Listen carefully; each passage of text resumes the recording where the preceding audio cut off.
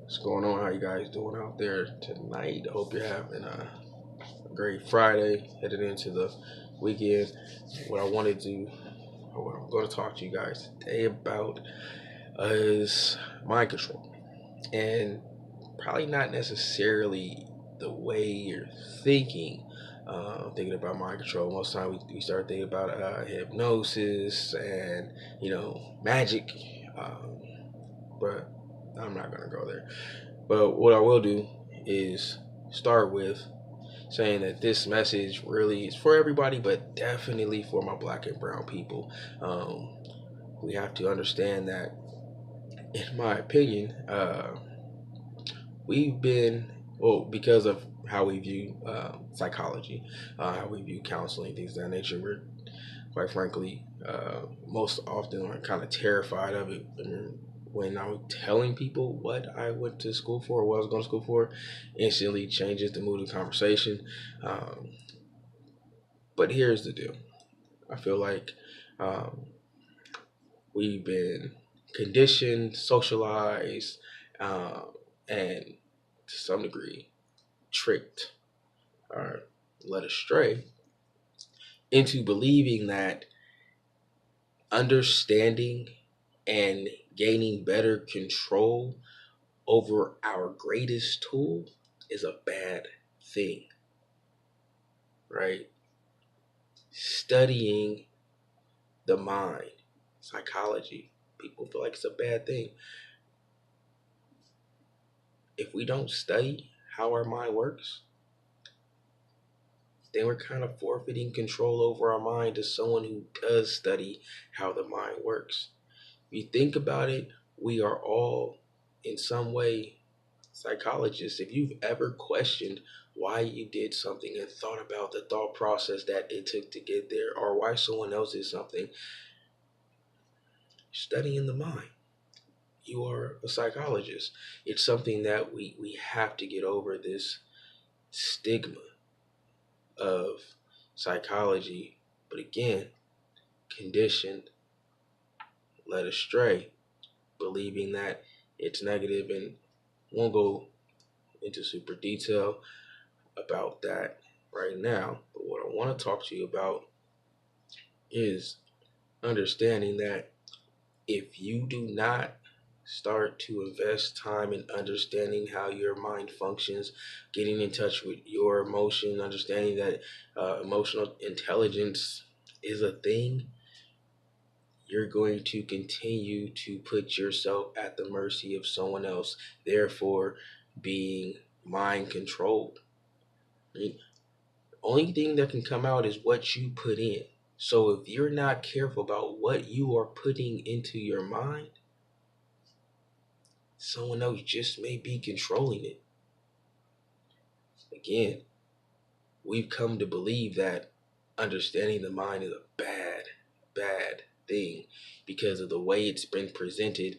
Um, and we only get half the story most of the time. Like I said before in other videos and in my posts, we tend to think about mental health and psychology and counseling on the high end of the dysfunction scale or continuum. And we need to understand that it is of the utmost importance that we understand our minds and how they function, how they work, or we're going to continue to be controlled by others. Why do you think commercials are so successful? And you might sit there and be like, commercials aren't successful. They don't make me do anything. Well, then you should question why do Super Bowl ads cost so much money for something that's not effective? Think about that. Right? When you get hungry at night and Jack in the Box pops into your mind, is that an original thought?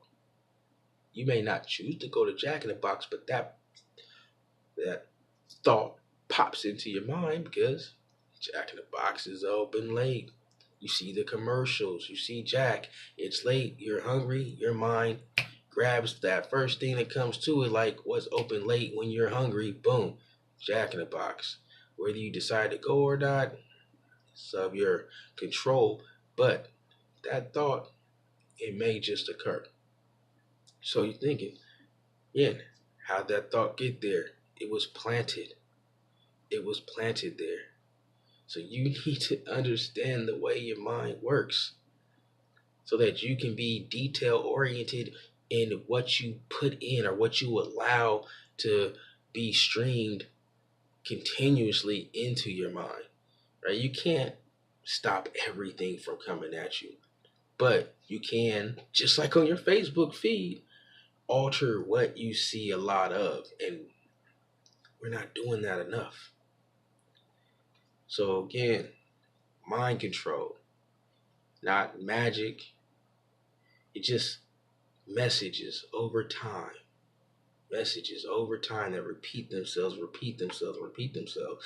And now we believe that psychology is dangerous and we want no parts of it when you really need to invest in beefing up your mental game. One quick story. I remember also, I told my daughter about this. I tell, many people that listen. I remember in high school thinking econ and government were just the worst. I'm like, man, I'm not into politics. I'll never be into politics, man. Politicians are horrible. Politics aren't for me, man.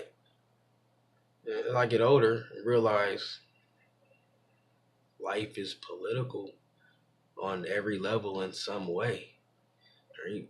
Whether we're campaigning for friendships, jobs, careers, or an actual position in government, life is political.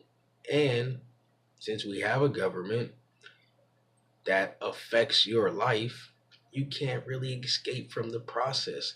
So it's better that we invest into understanding that than not. But again, it wasn't presented in a way that made me feel like it was for me. It wasn't given to me in a way that I could associate that with where I was in my life. So they're very clever at the information they stream to you. So we need to be more proactive on using that same vessel and just plugging in new and different information. Don't be scared of it, right? Embrace that powerful tool upstairs we call a mind. Learn about it. Get in touch with yourself. And let's move forward. Start making some real changes. You guys have a mad evening. Thanks for listening.